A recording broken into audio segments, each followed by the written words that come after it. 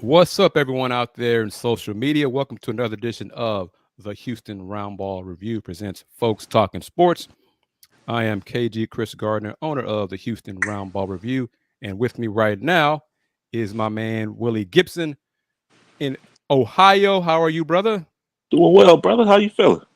Doing pretty good. Let's get into it real quickly for those wondering. Andy Yanez is covering the Astros Mariners game. I'm not sure if it's still in the bottom of the eighth or gone to the top of the ninth yet. So once that game is over and Andy's finished with his work, he will join us as soon as he can. Let's talk about today's Phillies. We're going to talk NBA playoffs a little bit. We're going to talk about what Matt Ishbia, is that how you pronounce his last name? I believe so. Okay. The owner of the Phoenix Suns and Mercury, what he did last not quite 2 weeks. And some WNBA, NCAA women's basketball when it comes to money. We'll talk about that as well. But first up, James Harden saved Joel Embiid's bacon. Brother Gibson, do you concur? Oh, without question. Without question. I think he heard the whispers, too. What whispers are those? He was getting talked about. 45 in game 1, 28 in games 2 and 3. Oh, things were being said. Yeah, we talked about him last night on a Rocket show. Games 2 and 3, he was bad. He was awful. Yeah. And he stepped up. He hit the game-winning baskets today. Joel Embiid. Get your thoughts on this, Will. Joel played, let's see, all overtime. So he had to play, I think, 32 or 36 minutes, so roughly 37 of the last 40 minutes of the game, something like that. What do you attribute his, you want to call it poor conditioning, too much that he's got to do for the Philly, the bad knee, all of the above? What? Yeah, I would definitely say all of the above. I mean, let's see. He got injured April 20th, and he played again on Wednesday.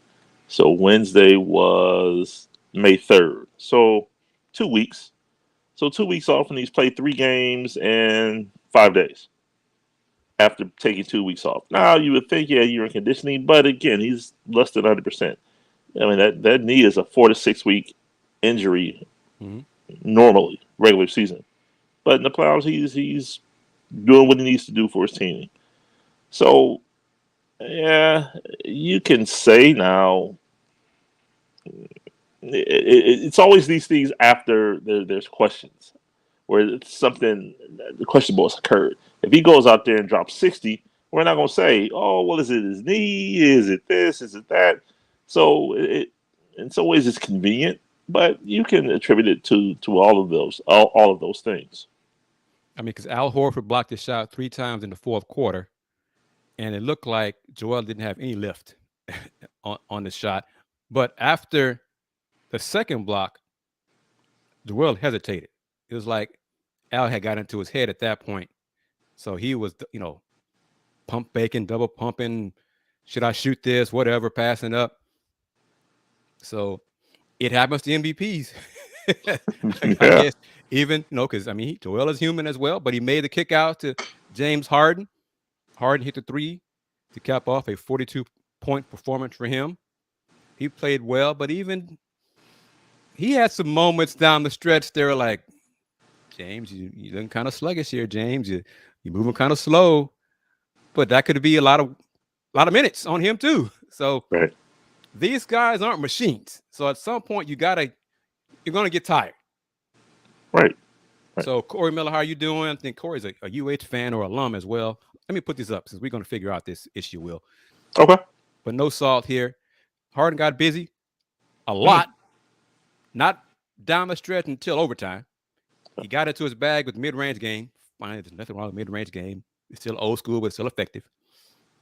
So it was good that he kind of, and who was it? Mark Jones said that James Harden, after the game, said James Harden exercised some playoff demons today. with his 42-point performance in game. And I'm like, Mark, calm down, man. It's 2-2 in the Right. semifinals. Right. It's not the conference finals or the NBA finals. So calm down. Pump your brakes there, Mark. But Right. it was good. James played well. Your thoughts on Boston and not even getting off a shot before the buzzer, those final 15 seconds. What in your mind happened or didn't happen? I believe I'm about to say this, but it's the rookie head coach, Joe Mazzulla. I mean, he's gotten a pass on a lot of things this season because of the talent has covered a lot. And I think playoff time, while Doc Rivers isn't the best, Doc Rivers has that experience. And Joe Mazzulla is going through these things for the first time. So there's some things that he probably could have done differently. But I don't know. And for Marcus Smart to get that off just after the buzzer, I mean, Jason Tatum, JT took too long. yeah. He held the ball too long, and so that's a key as well. But where do you line up on the process of? I mean, coach, I want this for you as well, Will, so you can see it from Corey. Okay. He's giving us a shout out. What's up? Ask how we're doing. We're doing well. What's up, Corey? I'm good. How you? And he's a current student at UH. So the show is getting support from younger UH students. So that's good because a lot of it was from the alums and folks not quite my generation of UH, but a little bit younger than me. So, Right. But what are your thoughts on it? Those final seconds, do you want a coach to call the timeout to set up a play? Or do you just want to trust your players to get it done in those final moments? On the road, man, it's situational because at home, yeah, you got the crowd behind you, but on the road, something like that, and I think of not that I'm comparing these guys to him, but I think of Grayson Allen in Game 5, and situations like that, it's like, man, you got to get a timeout, but it's situational. In that case right there, just in Philly, just a moment ago, yeah, I think a timeout would have been fine because, as you said, Jason Tatum took too long. Mm-hmm. So if there's a scenario where you can look, this is what we're doing. Don't try to figure it out on the fly. This is the game plan. This is the play. Let's go execute it. There's no question at that point. And you talked about Joe Mazzulla. I was very harsh on Coach Bud and his not calling timeouts, for the Bucks, and the Bucks fired him. That was accumulation of a lot of factors with Coach Bud, and that's after the news of one of Coach Bud's brothers being killed in a car crash. Yeah. So Coach Bud's mind was, had a heavy heart. He may have been less focused on the playoffs because of that. I mean, that's kind of understandable. Yeah, for sure. But it's a cold business, Will. I mean, if he can't get it done, if he can't focus, give it to your staff. Yeah. Do you agree or disagree? Yeah, without question. I mean, unfortunate scenario with Coach Bud and his brother, but I don't know the discussions. I don't know if he went to the team. I don't know if the team came to him and said, "Hey, it's okay if you step aside." And he said, "No, I want to see it through with my guys." I don't know, but yeah, a situation like that, I would imagine. I'm trying to think of something else similar. Only thing I can think of is Isaiah Thomas when his sister was killed in a car accident in the playoffs a few years back when he was in Boston. To each his own. Some people feel I need to be around the game. I need to be around my guys. If I'm not, then that's 24 hours with mine. It's just going towards my brother and what happened. So maybe he needed that time to be around his guys, to be around his team, to immerse himself in his work. But I mean, in hindsight, would he have been better served taking time away? I don't know. And from all reports, it wouldn't have mattered. He would have been dismissed anyway.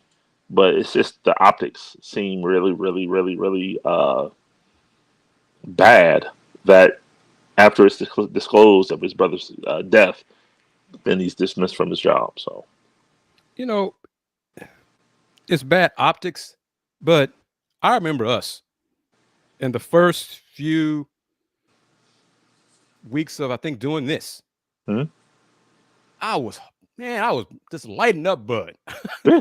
Just lighting him up because of his decision making and Yep. how at times lost and inept Milwaukee looked offensively.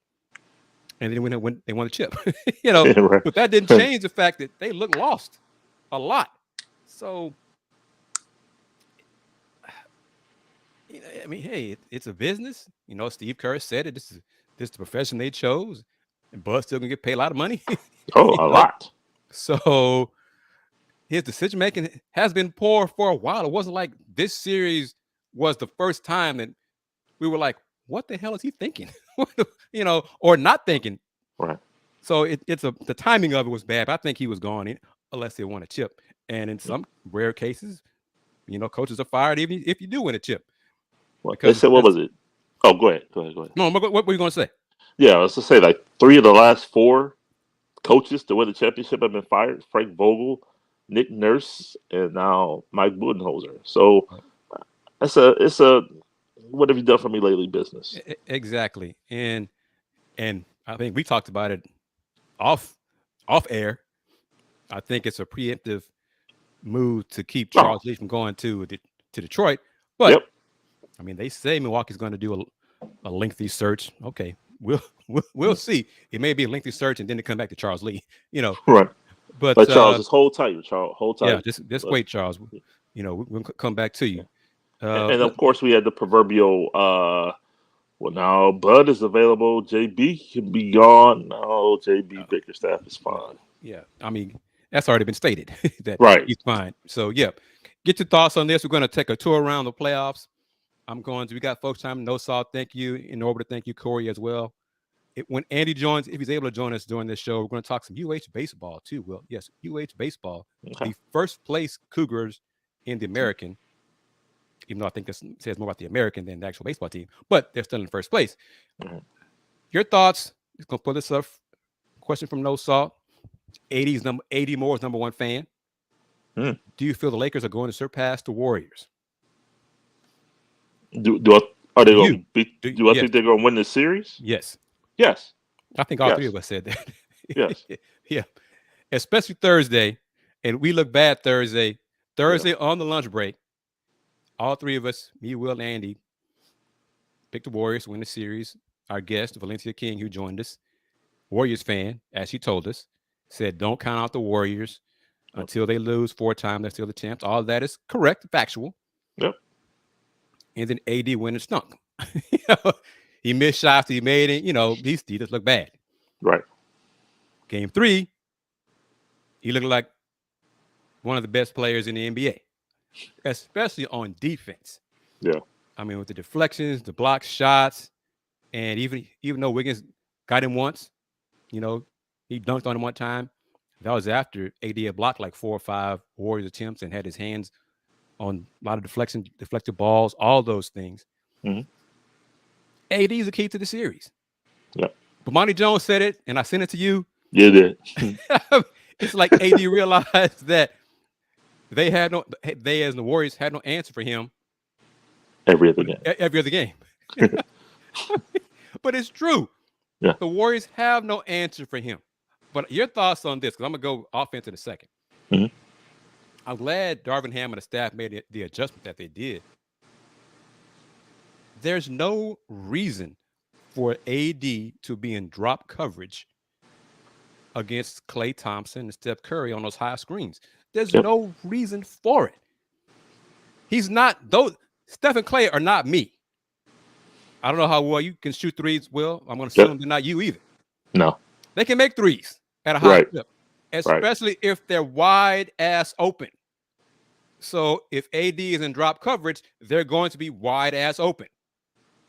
And then it was all of a sudden like they realized, oh, AD, let's stop doing drop coverage, and you get out there higher and use your length and get in passing lanes or just get a hand up. Oh yeah, and it worked.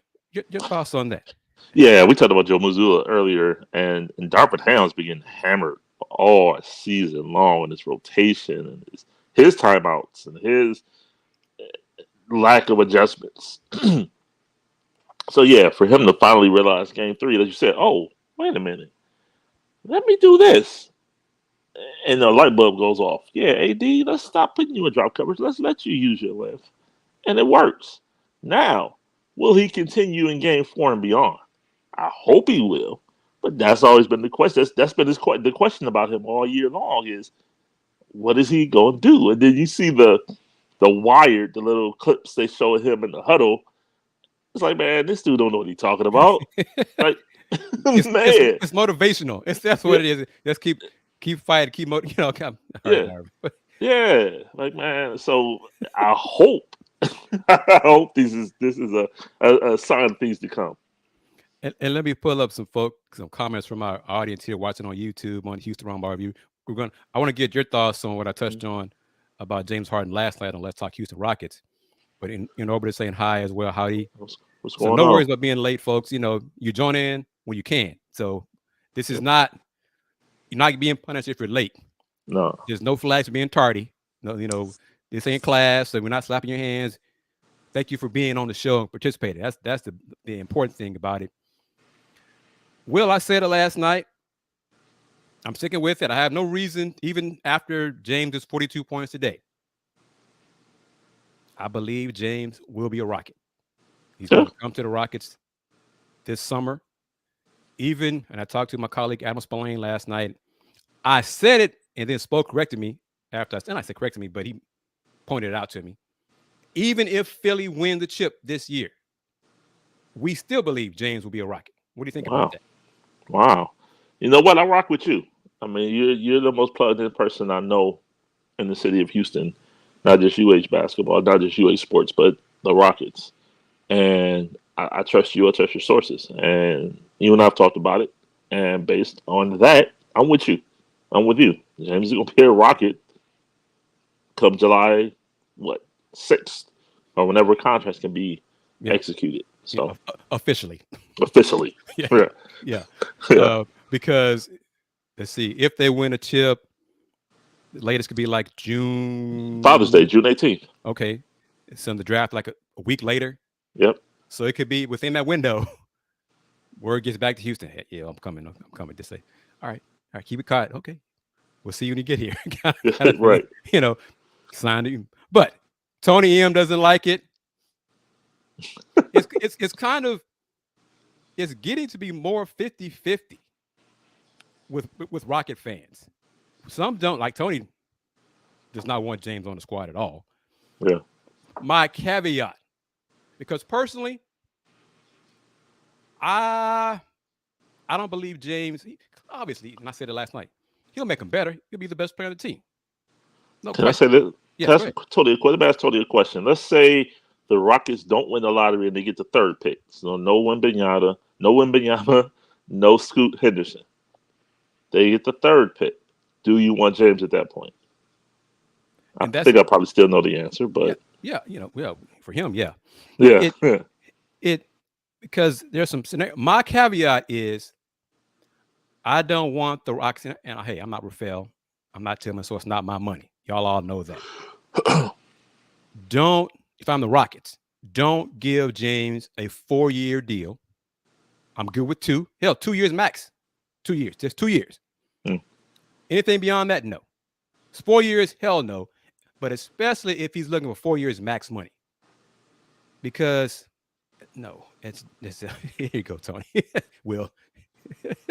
He don't want a period. All right. Tony does not want him, period. So, fair enough. Yeah, he's adamant about that.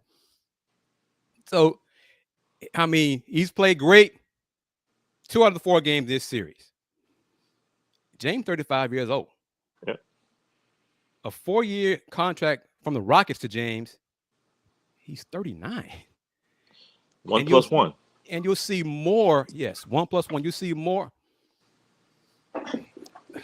And LeBron is an aberration, okay? Yes. And James Harden, 35, 38 minutes a game, and to do so much what he does, he's had some slippage so far. 33, Justin, thank you. 33. Really, is that all? But anyway, 33. The mileage on him is just, I just don't want to give him 4 years, especially max. 2 years I'm good with. But by the time he's good, or by the time the Rockets are good, James will be too old.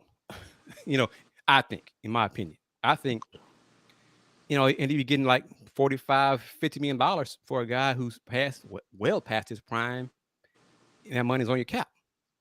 And you're going to need, so what do you say? Yeah, without question. You definitely, but what is it?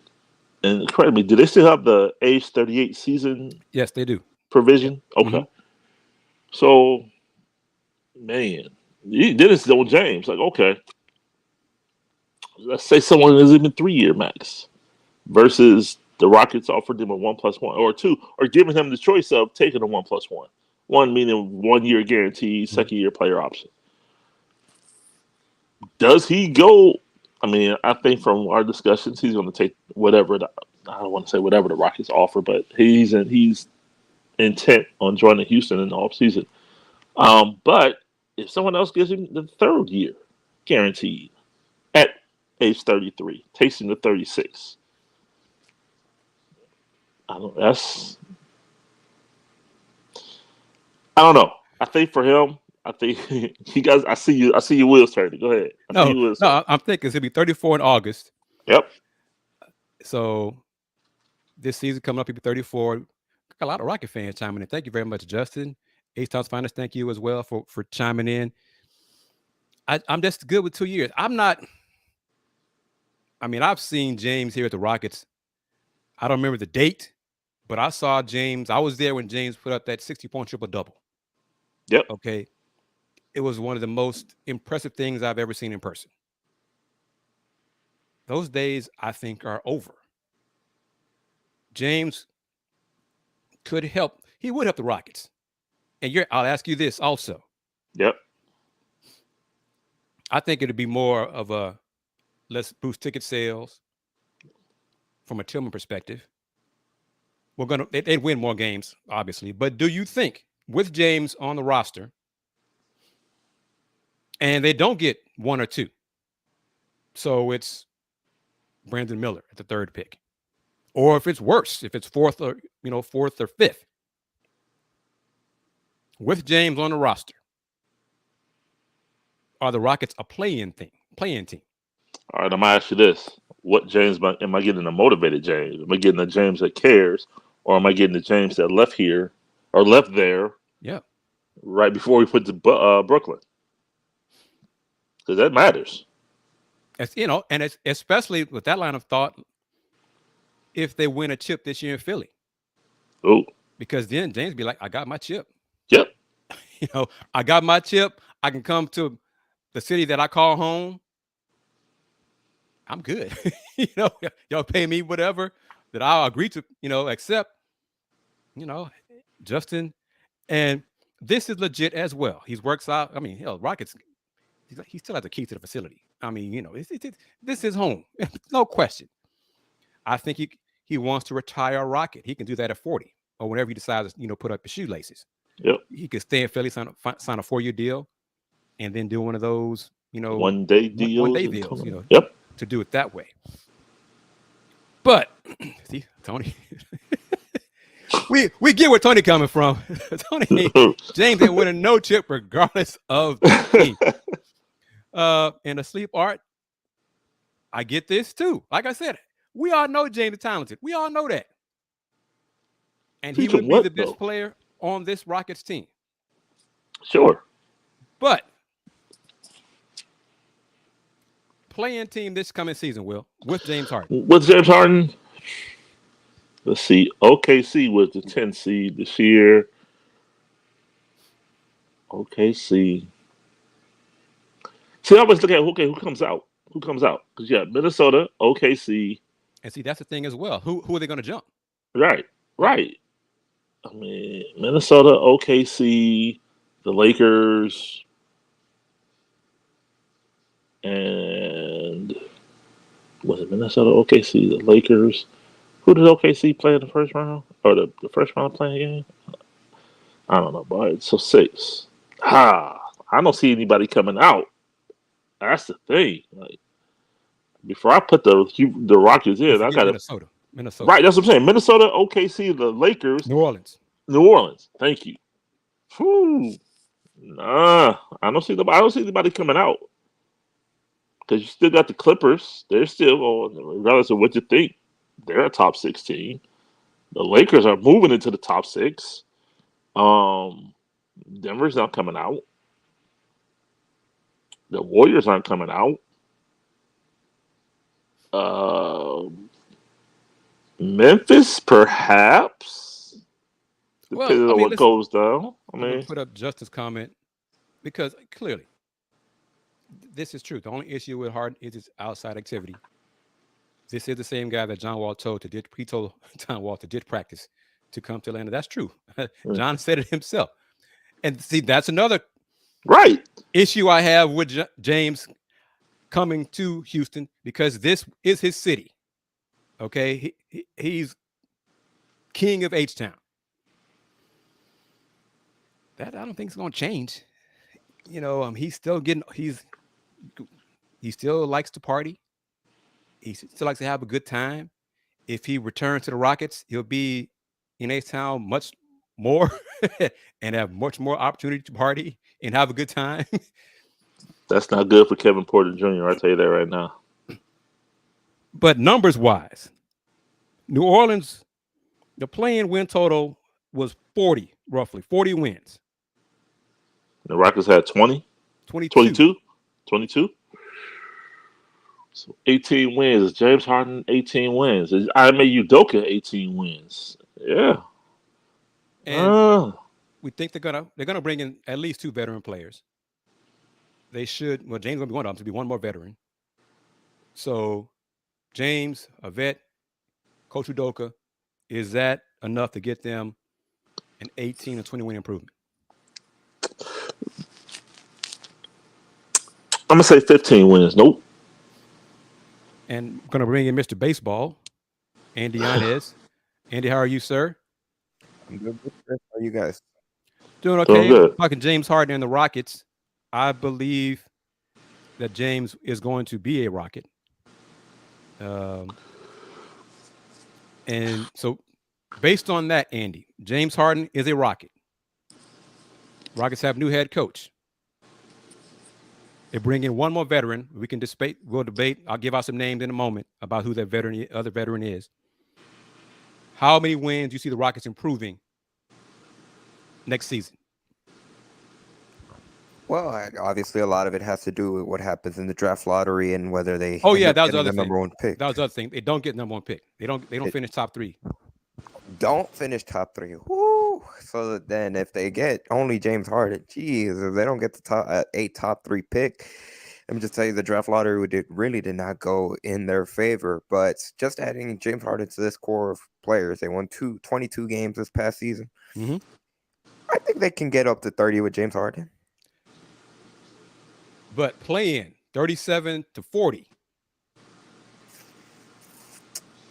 Purely off of James Harden, no. Someone, whether it be Jabari Smith, whether it be Jalen Green, whether it be another offseason signing, has to take another step. Because let's face it, I know Harden's been really good for some stretches in the series. Well, two out of the 4 games against the Boston Celtics, which segue, Jaylen Brown, what are you doing? Why would you double off of James Harden on Joel Embiid? You're up by 2.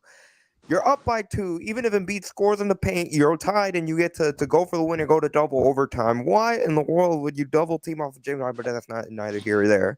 But James Harden, how old is he going to be coming into next season? 34. He'll be 34 years old. Yep. Obviously more wear and tear than when he left.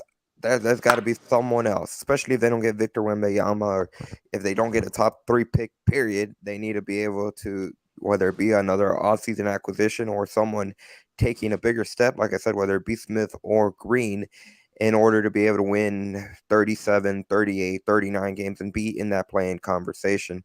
James Harden by himself, they're not going to be getting 2017, 2018 James Harden. He's not going to be walking through that door.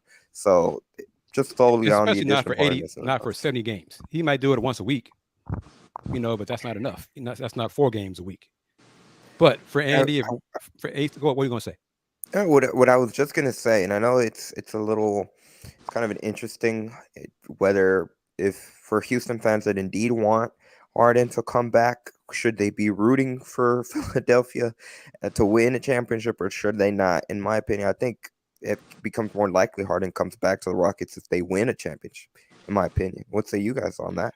And we touched on that earlier, because in my scenario of James coming back and Corey is asking, I'm sticking with my man Kelly Eco, 7 out of 10. And that hasn't changed. 70% James will be a Rocket. He's coming to the Rockets, coming back to the Rockets. Sorry, Tony. He's coming back to the Rockets. The question, because I'm going to give you a list of free agent possibilities for the Rockets. But I don't believe the Rockets should offer James more than a 2-year contract. 4 years, if that's what he wants. James, I'm sorry. I know what you meant to the franchise. And of course, this is me talking. But 2 years is good. That makes sense. 2 years is good. 4 years, no. Can I stir the pot a little bit? Because something you just said, James, I know what you meant to the franchise. What has he meant to the franchise? He's meant everything for the franchise. Yeah, he turned him around from mediocrity to the Western Conference Finals. He got him on national TV, Will. Okay, so we hanging banners for the Western Conference. I know, I get it, but that's why I was thinking, like, did they make the finals? Wasn't he part of that? Did they shoot like 0 for 27 in Game 7 against the Warriors? Hey, no question. He had some flameouts. Make a 3 if you count. But he carried the Rockets for a long time. He made them relevant. Okay. I got you. Now, that's and if it weren't for James Harden, they wouldn't have been in that position, right? To be in the Western Conference Finals against the Golden State Warriors. Fair enough. I think the James Rockets would be getting more to the old James rather than the James of old. But some free agent possibilities for you guys, and I'm going to get into, because this is Folks Talking Sports, not Let's Talk Houston Rockets, but going to get into some names here. Let me see it. Justin Singleton, put some respect on Josh Smith and Dwight Howard's name in 2015. Okay. For the Rockets, Harrison Barnes. Harrison Barnes? Yes. I would pass depending on what kind of contract he's looking for.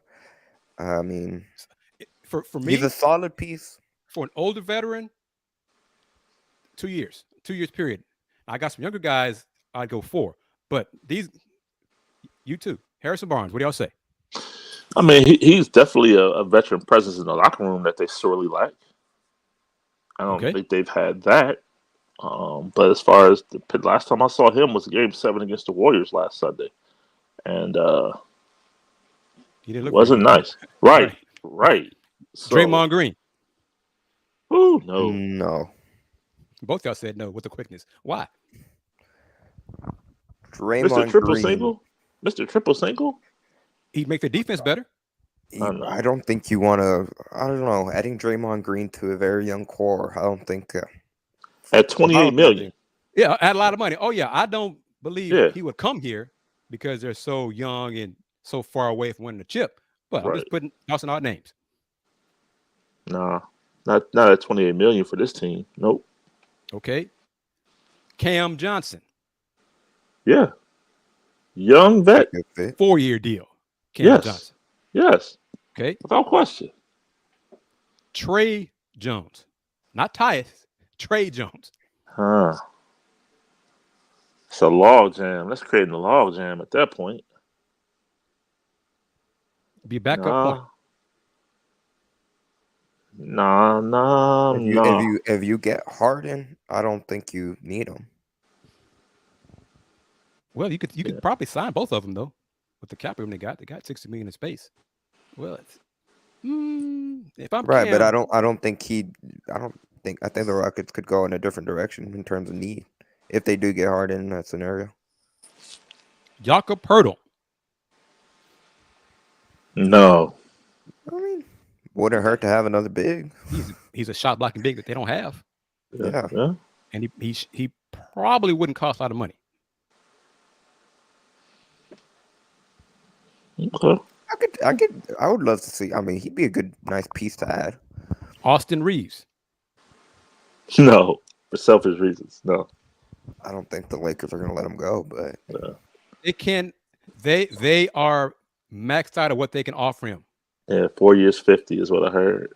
So if the Rockets win 4 years, $50 million and $1, Yeah, and just whatever the Lakers just pay him more than what the Lakers can. Yep. How about that? if you can get him, I'd say yes. But I don't think they'd be able to get him. I don't think Angelos. I mean, I think hell, Austin said he's already said he loves LA, loves the Lakers. LeBron loves Austin with the Lakers. that part. So that part carries a lot of weight too. But what if the Rockets said they shouldn't? Okay, but what if they just Austin Reaves? We're going to give you, I mean, really, just damn near the max, whatever it is, 4 years, $90 million, whatever. I mean, whatever it is, not even make it close for the Lakers. Austin Reaves. Austin Reaves, yeah. I mean, something outlandish. Then Raphael Stone is not managing his spending wisely, in my opinion.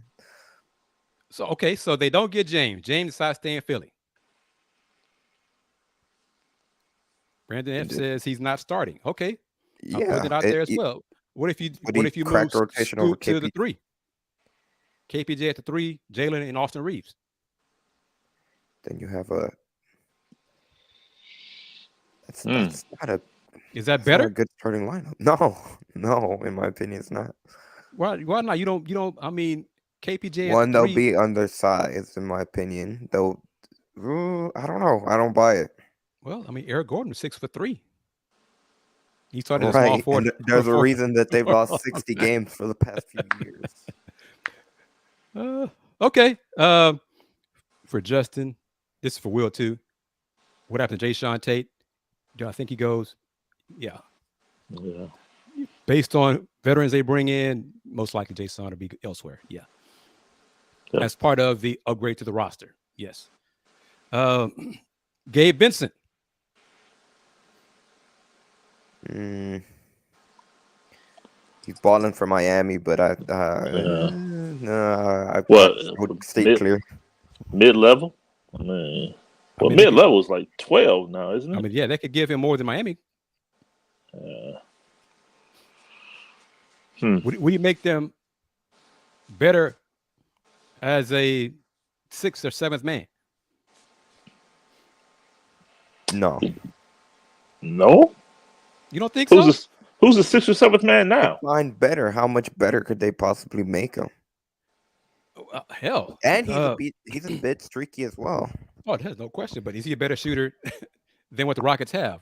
You know, looking at Daishan Nix, backcourt wide, Daishan Nix, Ty. Oh, Daishan Nix, goodness, give me the big upgrade at right. And, okay.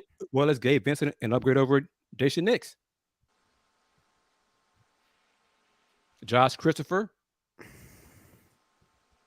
I think Josh Christopher might have issues making the squad as well. I mean, the vets they bring in have to be better than what they have already. Period. Y'all agree on that, right? Absolutely. So don't waste time on vets who are not better than what you already got.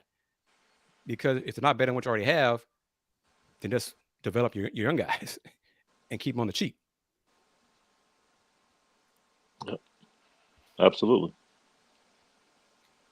So let's see. All right, Justin, this is for you guys. We're going to shift gears, talk about the other 2 series in playoffs.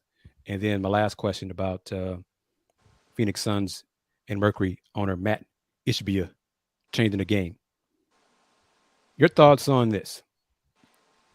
If the Rockets get the 2nd pick, do the Rockets get Scoot Henderson or Brandon Miller if James Harden is coming? And of course, this would be part of the because the draft will be before free agency begins. So this will be part of James telling the Rockets, or James and someone around James saying to the Rockets, "Yeah, I'm coming. I'm coming." I think separate from James, they go Brandon Miller regardless. Just me. See, I'm with you, Will. Not a lot, but a few other colleagues say Scoot Henderson, and Rocket fans say Scoot Henderson. What say you, Andy Yanez? Brandon Miller would fit much more when it comes to need and just meant if you would. He seems to be the much more fit. They would fit with the current group core that they have, regardless of, like Will said, whether if they get James Harden or not. I think getting Brandon Miller is going to be a very, very controversial signing pick, regardless of the fit, obviously, because of off the court stuff. And even then, if you do get him, you'll have people saying Scoot Henderson was the better player, and even if you're not going to keep him or use him, you could potentially package him and trade him away to another team and make your team better that way.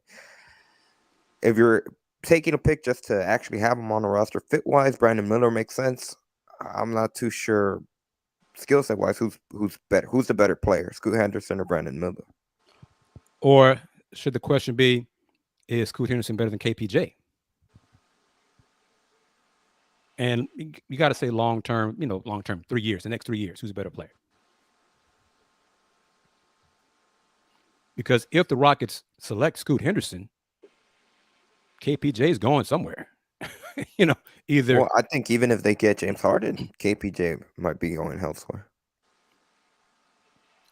Okay, but if they don't get James Harden,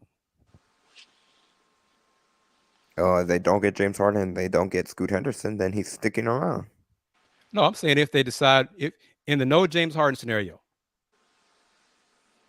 and they get the second pick, if you're Rafael, you want Scoot Henderson or Brandon Miller? Because what about this possibility? They draft Scoot Henderson, bring the other Scoot, the older Scoot, off the bench. Well, KPJ, I don't think he'd be. Would he be open to coming off the bench for a rookie? That part.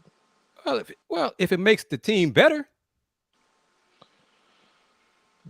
How is a rookie going to make the team better over him? I'm saying in his mind. Of course. In his mind, I think Scoot Henderson would have to ball out in practice and ideally prove it that he is the better option at the starting point. Because, but I mean, he'd have to show that. I'm like John Wall now. Don't just hand Henderson the starting job because he drafted 2 and then say, KPJ, all right, accept it. I would ask this. I would say this. KPJ just signed a new deal, right? What's he like 20 million per, roughly? Only the first year's guaranteed, though. Right.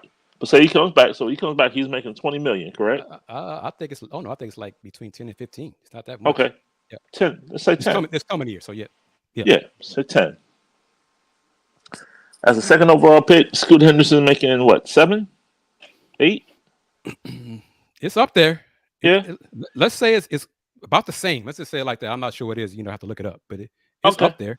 All right. So I'm just saying, economic wise, is Tillman gonna say I'm paying this dude $15 million to come off the bench when I got this rookie making 8 starting? Or because I think it's a Gilbert Arenas piece where he talked about, you got somebody making $4 million, but the $500,000 guy is busting his behind in practice every day, but yet the $4 million guy starts. It's like no matter what that $500,000 guy does, the $4 million salary guy is going to start. So I'm looking at it just from that perspective. Is that going to ride with KPJ, the larger salary, coming off the bench? Andy, what say you? Would Tillman Fertitta be open to that, or what's the? Your GM. Rockets draft Scoot Henderson. You're going to start Scoot Henderson over KPJ, the older Scoot. Well, or bring KPJ off the bench. as a general manager, you're going to start the better player, and as Scoot Henderson earns it and becomes a starter, if it's a non-guaranteed deal, then you start looking for ways to cut your ties, in my opinion, if I was a GM. See, Go into camp with a battle. that's my thing. If Scoot Henderson proves he's a better player in camp, then he's gonna start. KPJ beat him out. Competition makes teams better. No, we agree on that, but we also know that doesn't always happen. And egos involved and all that kind of stuff as well. So, but all right, let me see if I can pull it up here. Second pick, 9 mil. Well, first year 8.9. So yeah. Yep. This is a great point too, Kris. KPJ was in attendance at the press conference for Ime Udoka. Does that have anything No. to say? Not to me. I mean, he pointed out Tillman. He was not asked about it. He made the comment. He commended KPJ for being at the press conference and kind of the relationship that they have developed. So that does carry weight. But if Scoot Henderson, of course, assuming the Rockets do draft him, if he proves in practices he's better than KPJ, then Rafael and the coaching staff go to Tillman, y'all can still be boys, but Scoot's busting his ass in practice, okay? And it makes us better Well, if Kris, go ahead. I was gonna say that report that came out about 2 weeks ago about the Houston Rockets potentially exploring a trade or to trade away Jalen Green. What do you say about that? Just doing his job. Jalen Green's not going anywhere unless it's for Luka, Shea, or somebody like that. Now, Jalen Green is not untouchable. Nobody on the Rockets is untouchable. But unless it's an elite talent like Luka, Shea, I can't see Boston doing Jaylen Brown, but someone along those lines, Jalen Green not going anywhere. Not right now. Never say never. But the Rockets aren't going to bail on a 21-year-old young man who can get buckets. He needs to improve in a lot of other areas. No. However, it's for y'all because I've asked, some YouTube clips and others. If Sam Presti calls, this is my hypothetical. If Sam Presti calls Rafael, I'm willing to trade you Shea, a couple of first-round picks that we have a whole bunch of. Yes, whatever you're about to say, yes. Thank you.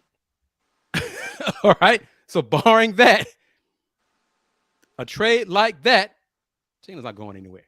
Rafael would be he'd be a fool if someone called and said, Rafael, we don't have much, but we really love Jalen Green. So do us a solid. Do us a solid, and we'll get back to you in the future if you trade us Jalen Green. Okay, I'll do that. He ain't doing that. If he does, he should be fired the next day. So it's got to make sense for Rafael and the Rockets. Real quick, Knicks Heat. What Eric Spoelstra must be, he's a hell of a coach. All right. Because, damn, the Heat don't have, outside of Jimmy Butler, Bam on a good day, I don't have anybody I'm afraid of. Yeah. We talked about AD every other game. With Bam, it's every other week. Man. So what's wrong with the Knicks? What can the Knicks do to bounce back? I mean, they got to make shots, but their defense is getting lit up.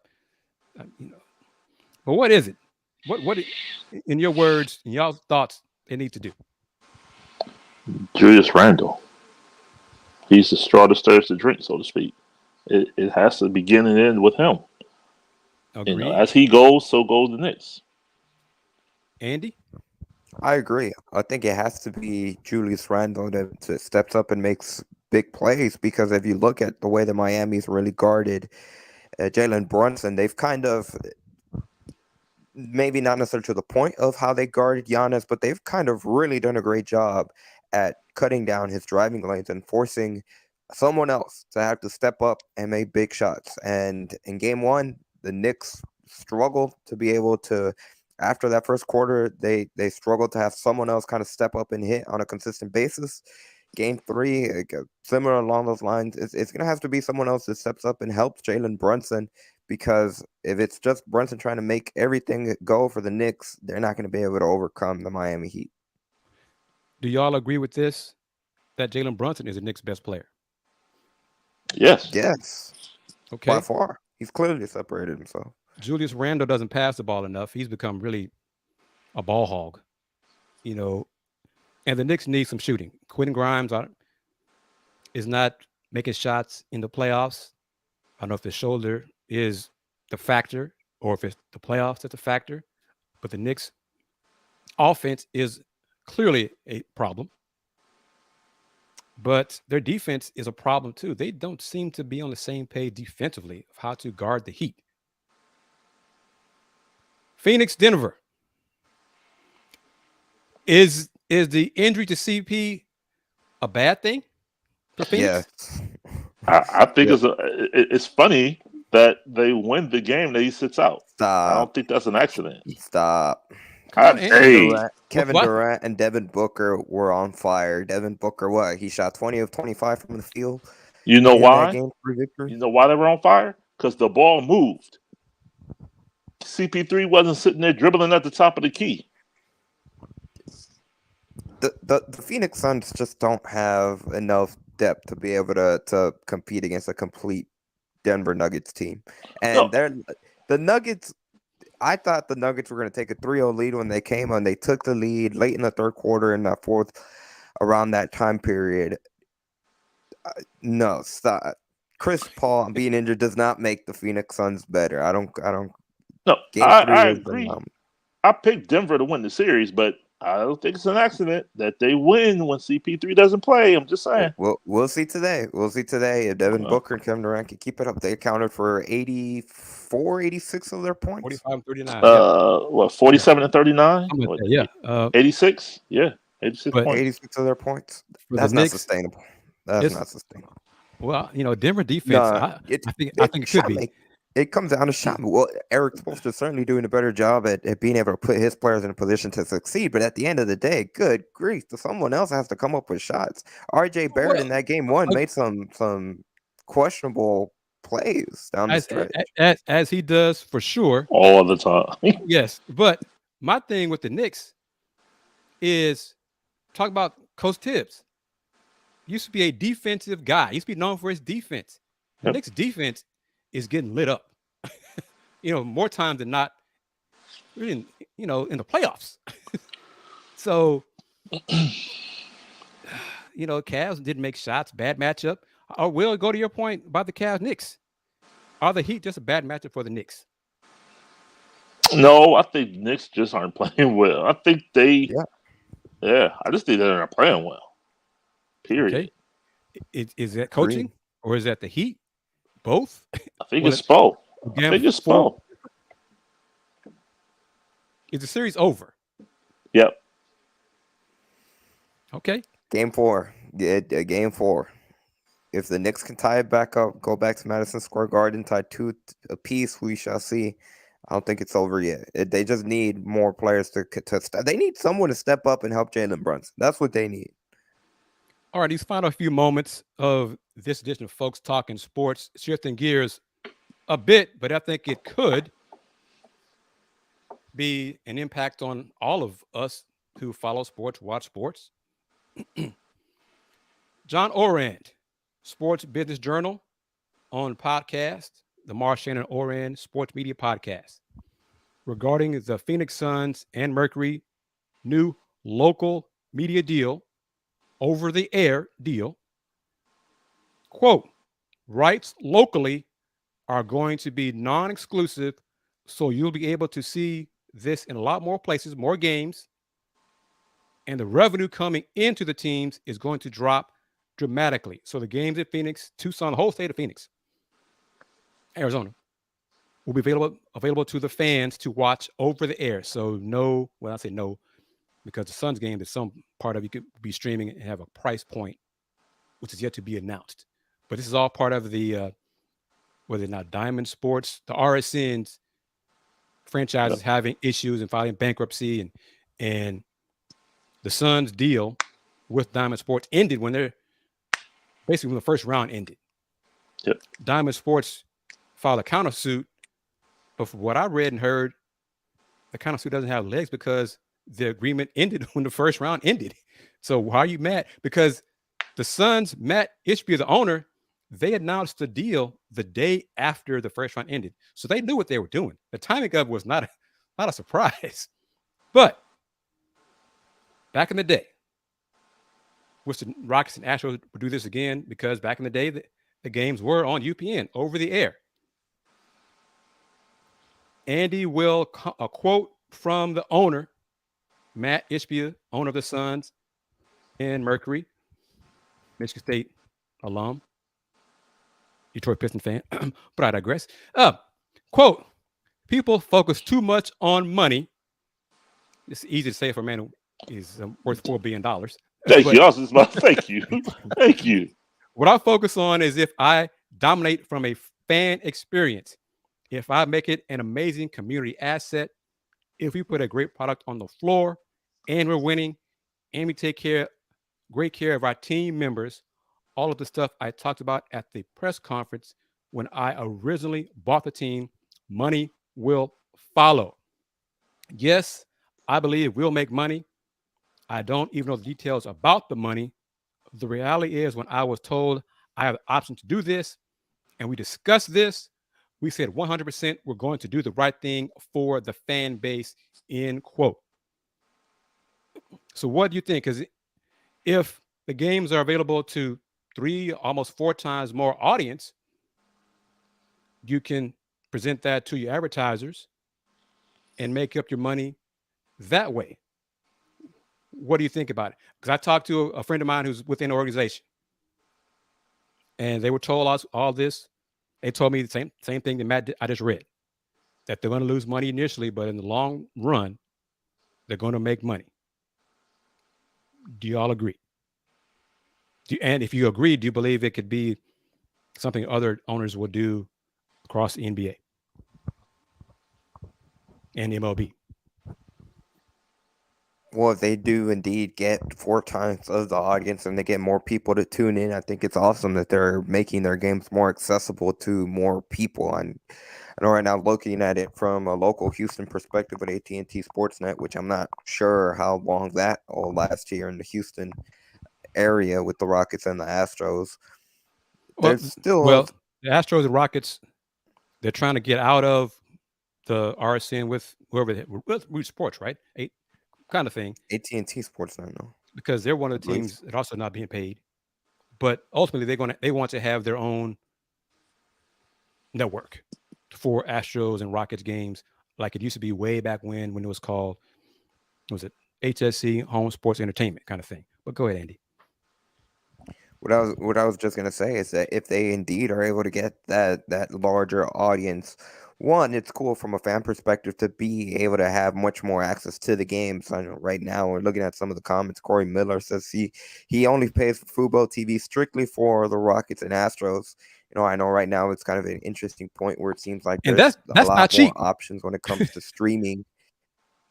No, it is not cheap, and it's just one aspect. Like, there's so many streaming platforms. YouTube TV, for example, they do not have the Rockets, Astros regional sports network, and again, it kind of keeps a percentage of the fan base unable to watch games. And if they indeed do get that larger audience, especially if you're looking at it from a local perspective, even from a state perspective, you do have that larger audience. There will be advertisers that will be interested in being able to sponsor or pay for commercials during the ads. You're going to be having a 4 times audience. If it's enough to make up for what the regional sports network traditional RSN deal would be, only time will tell. But I think there's certainly a potential recipe there that could find a viable success. Well, what say you?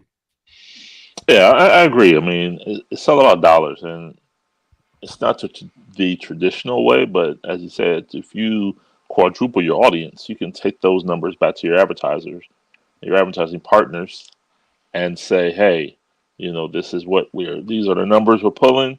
These are the deals we want to do. And in the long run, I think the money will increase. So kudos to him. First of all, kudos to his PR team, because that speech, that quote was phenomenal. And then to even the thought process behind that, I mean, it's new age thinking. It's out of the box thinking. And with him being a new governor in the league, we'll see how well it's received going forward. Do you see? I mean, because I think it depends on the owners and their deep pockets. Percentage-wise, how many owners do y'all think will try to go this route or go this route? It's going to depend on the success that Phoenix has. Yep. If they see they're thriving, it's not going to be long before a whole bunch of owners are copying what they're doing. Oh yeah, they're watching for sure. So let's say within 3 years, because as far as, like I said, the countersuit claim, the lawyers would be happy about that, but they're like, I don't see how they're going to win that suit against Phoenix ownership. The Mercury games, WNBA franchise, will be free. Their season starts, I think, the end of, I think a couple of weeks, actually. A couple of weeks, yeah. So they'll be free this season. The Suns game for this coming season, 23-24, at some point will be over the air, but also have a streaming component. And then the issue will be how much will they'll charge for it. So I want to say, and who was it who had the FUBU option?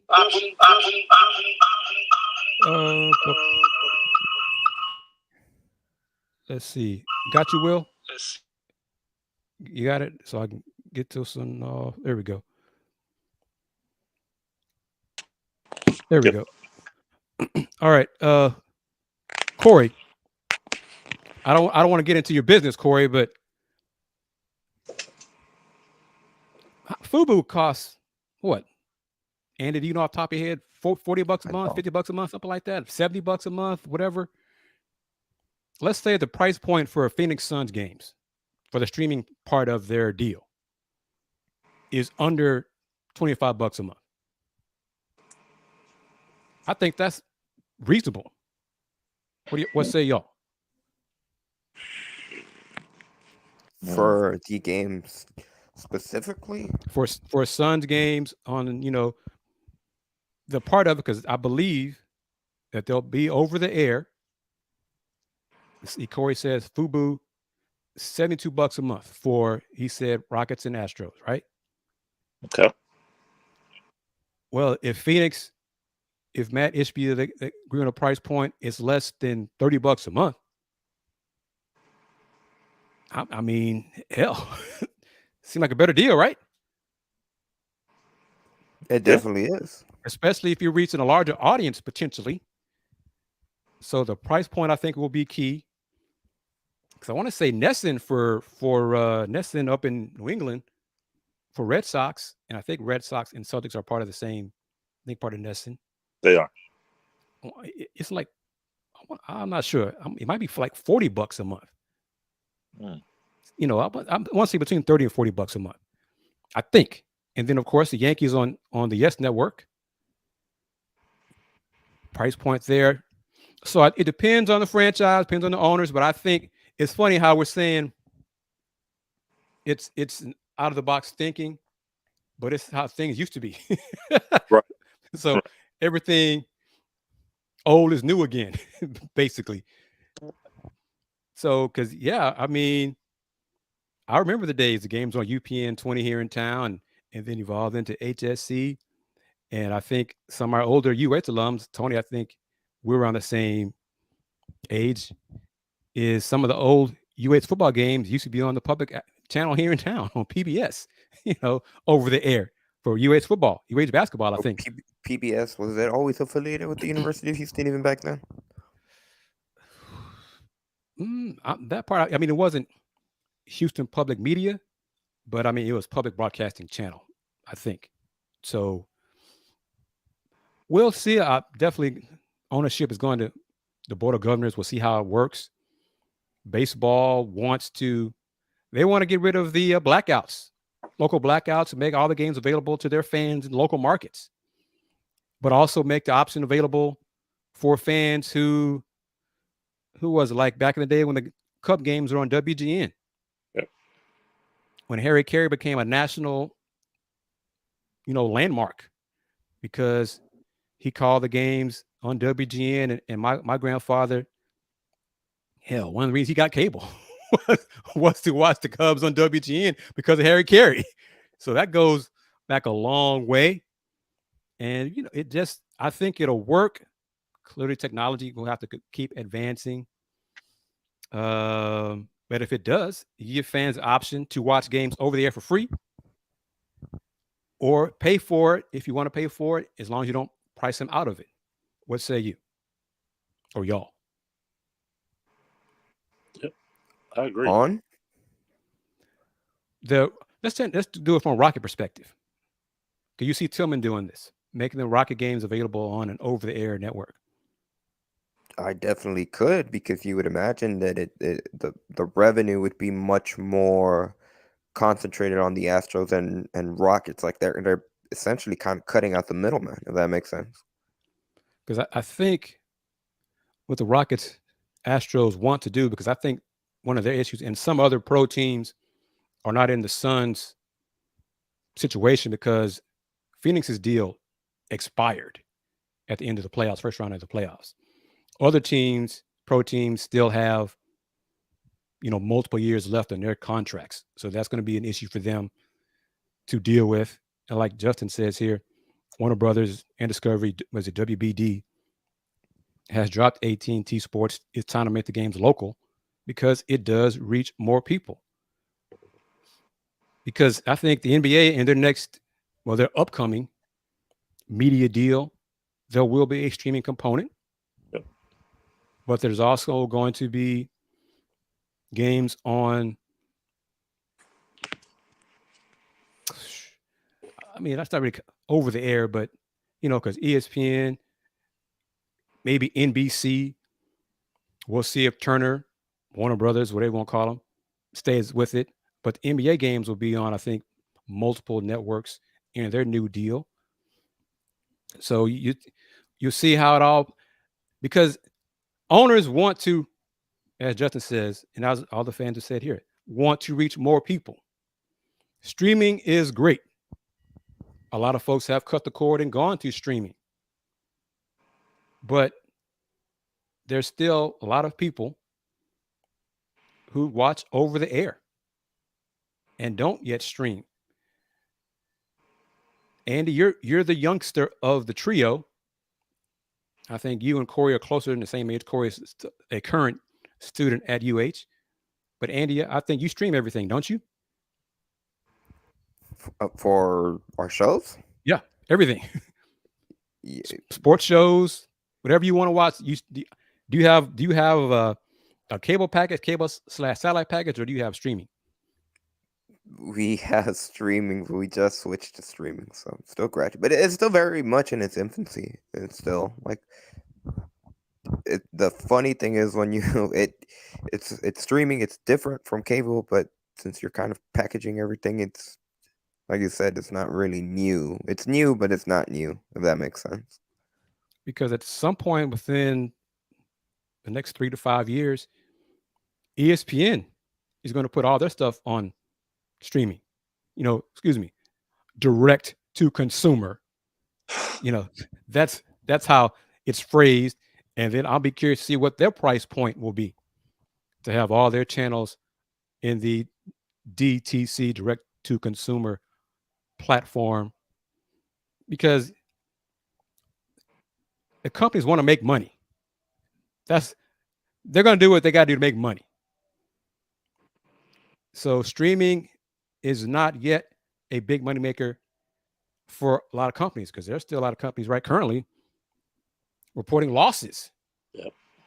With streaming platforms. So we'll see how it all plays out.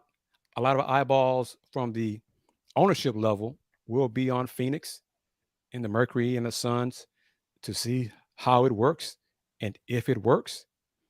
And then if it does work, get those phone calls or those Zoom calls or Matt and ownership, the governors meet some fancy resort and hash it out.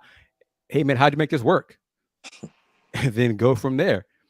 So, this be our last question, and we close it out. Well, this time because I want to get Andy's thoughts on this as well. Final thing: will the NCAA schools follow suit? I'm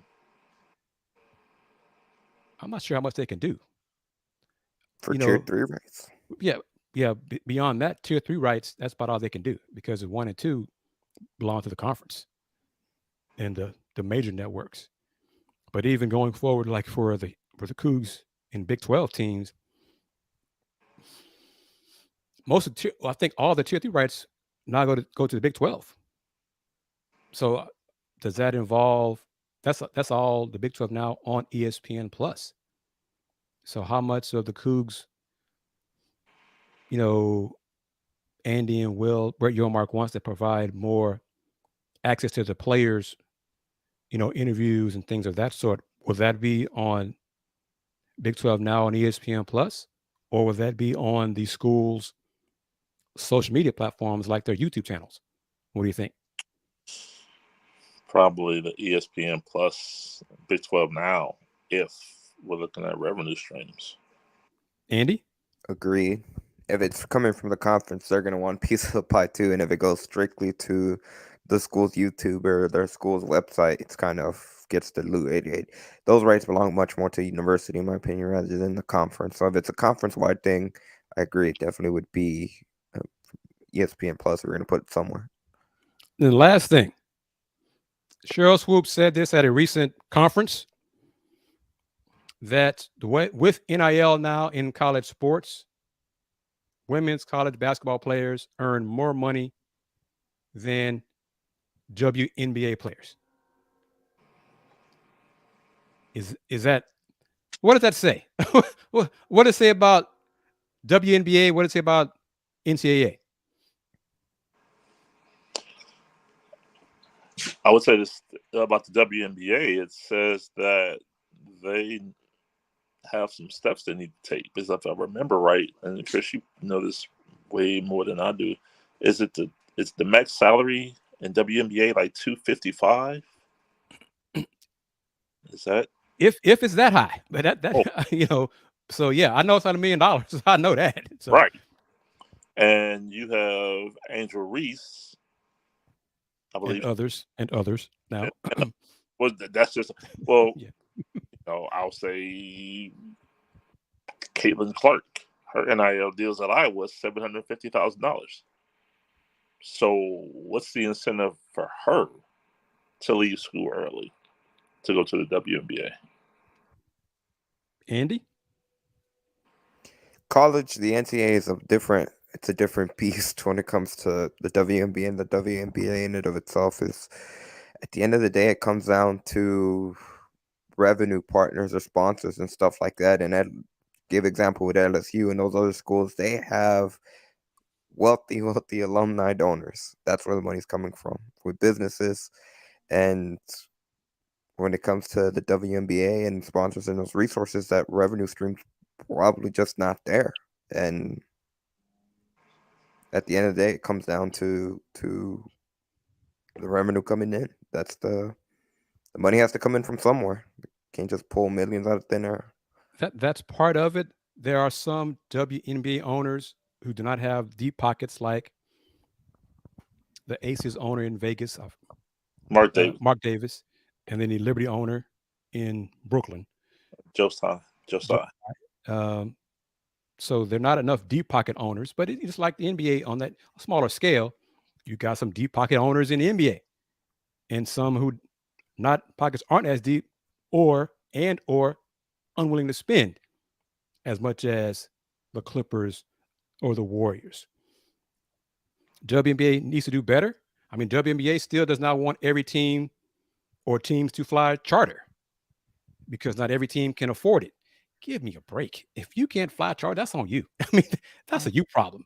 Don't hate me because I can afford it. I mean, hell, Tillman said at the press conference that the Rockets fly, what is it, a 767, the only one in the NBA. Years ago, Detroit and Mr. D, William Davidson, rest his soul, was the first one to have a charter plane for the Pistons of that type. That's 40-something years ago. The NBA didn't say, no, Mr. D, you can't do that because everybody else can't do it. You can't do it.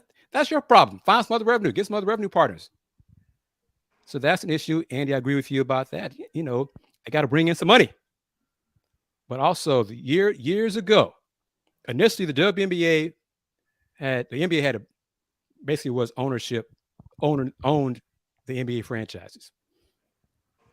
WNBA franchise. Owned WNBA franchises. Hmm. Then they started progressing, and that fans and other folks clamored, well, we want to be able to own our own franchises so we can have more say in the direction of the league and our franchises. So it's more individual ownership now in the WNBA. They now have a WNBA commissioner rather than WNBA president who used to report, more under David Stern and for a few years, Adam Silver, before Kathy Engelberg became the WNBA commissioner. They got more individual ownership. So you got some owners with more money than others. So if the wealthy owners want to do more for their players and can do it, so be it. Yep. If the league as a whole can't do it, then get to that point. They are, I think, this season started with this season for the playoffs for sure, and back-to-backs, the league is going to have charters for the players. But that's for back-to-backs and then the playoffs, but it's not every game.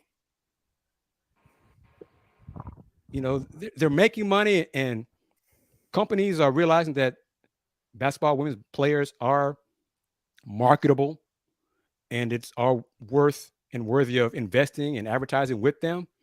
So we'll see if it improves and gets better.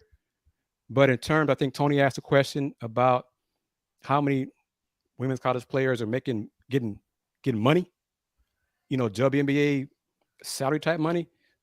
The top players are. I know that the Cavanagh twins were before they left and are going to begin a wrestling career. Bless them. Angel Reese is.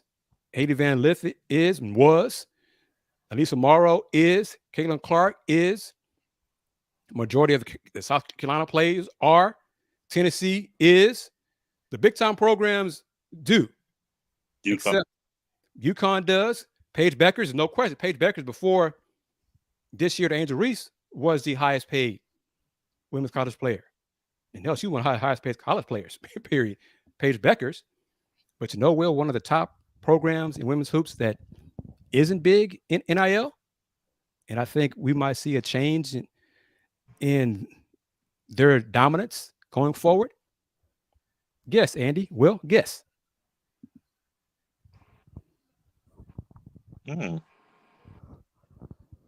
They're big on academics. Huge in academics. Stanford. Bingo. Stanford. Stanford lost a few players transferred. Yep. They're not big at NIL, so we'll see how that impacts them going forward. If the top tier women's players decide not to go there because they can get more money from Tennessee, Carolina, LSU, Houston. I got jokes. But because, Andy, that's not going to happen ever in my lifetime and probably not in yours, where the Cougs NIL for women's basketball will be a big time thing. So we're going to wrap it up there. Thank you, everybody. Justin, A-Sound's finest, Tony M. Andy, did the Astros win? No, they lost. Well, so how'd they do in the series? Andy, they get swept? They lost. No, they won the first game, dropped 2, but my goodness, the collapse last night, Saturday, and that one's really the one that probably stings the most. They were up 4-0, I want to say, against the Seattle Mariners. They were up 3-0 against the Seattle Mariners, and they completely imploded in the bottom of the 8th inning. They gave up 7 runs in that 8th inning, and they lost 7-5 in that game. That's the game that they had control, and they couldn't close it out, and all 7 of those runs came with 2 outs. So Wow. Houston drops to 7-17 after losing today to Seattle.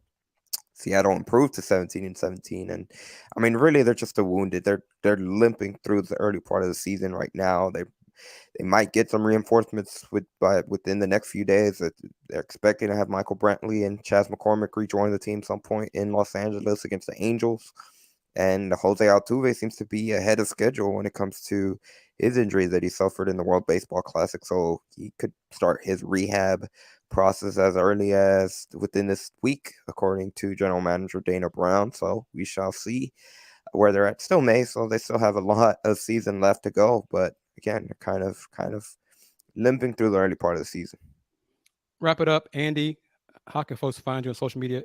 H-Town's Find Us. Thank you for chiming in, and thank you for that compliment right there. Yes, sir. They can follow me on Twitter, Yanez_5. And I'll keep plugging in Pod Slam and Jam on YouTube, PAWDSLAMAJAMA on YouTube. We're 40 subs away from 1,000 subscribers. So please give us a huge favor if you haven't done so already, and please be sure to subscribe. Also, some Houston Cougars football news. They got a commit from a new offensive lineman, former Western Kentucky offensive lineman David Ndukwe is going to be committed to the Houston Cougars football team. He has 3 years of eligibility, so that's some Houston Cougars football news for the day. Will, how about you? How can folks find you? They can find me on social media at Twitter and Instagram at Will Gibson7, Will Gibson7 on Twitter and Instagram. Kris, can I give one quick shout out real quick? By all means, yes, sir. All right, thank you. Today, graduation ceremonies at Ohio State, 12,200 degrees were conferred total, 191 former and current student athletes. And I want to highlight one. Chicago Bears quarterback Justin Fields earned his degree today in consumer, family, and financial services. So going into his 3rd year in the NFL, he took the last 2 off seasons, came back, completed his degree, and walked the stage today. So shout out to Justin Fields and all of the other graduates at Ohio State today. Congrats to him, and congrats to the UH alums who got UConn had a famous alum too, and Ray Allen. Ray Allen graduated from UConn over the last few days. Cool. Nice. Salute to all the college graduates for getting that paper, because it's work. Getting a college degree, it's work involved. And, I messed around my first 2 years, but I got it done. I got my UH degree. So thank you very much. And salute to all the student athletes who got their degrees at TSU and Rice and HCU and UH. And now y'all are adults. And for some of y'all, welcome to the real world. But thank you again to everyone for your comments. I want to say this before we close it out. I want to send my condolences to a member of the Ultimate Scoring Machine, Lance Blanks, who passed away a few days ago. Not sure. It doesn't even matter, the situation about his death. But knew him, talked to him a lot at Rocket games when he scouted. You come by the games and we chop it up. Last time I saw him was at UH practice, because he did some scouting for the Clippers, and he was at a practice, and I talked to him. So that was probably February or so. And I want to say his dad and my dad kind of ran same circles years and years ago. So from the Woodlands ties. So condolences to his family. Condolences to the family of Vida Blue, who passed away, I think yesterday, but it was announced earlier today. And you talk about someone my dad and uncles and grandparents looked up to and admired for everything he did on the baseball field. So remember them. Don't know who Vida Blue is, look it up for sure. He was a bad man on the mound. Dealt with struggles, personal struggles, but 73 years of age, and I think lost a battle with cancer Saturday evening. So condolences to his family also. But thank you to everyone for watching and participating in the discussion here on Folks Talking Sports, here on Twitter at Folks Talk Sports, as well as on the Houston Roundball Review YouTube channel. If you want to advertise on any of the shows available on the Houston Roundball Review YouTube channel, email me here at kgardner@thehrr.com.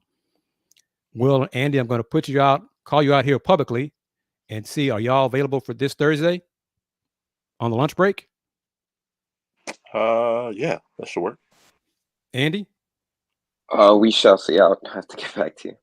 That's fine. No problem. We shall see. Just let me know. But also, you can tune in to the lunch break simulcasting also here on the Houston Roundball Review on YouTube, but also available on Roku on the BS3 network. So, Will, thank you for your time. Andy, thank you for your time. It's life goes on, man. We talked about playoffs, talked about a lot of different topics today. That's what we do here in Folks Talking Sports. So tell your friends about the show. Tell your friends about the channel. Hit that like button. Hit that bell so you receive notifications. And we will continue providing content for you. And thank you for your support. So until later on in the week, y'all take care. Peace.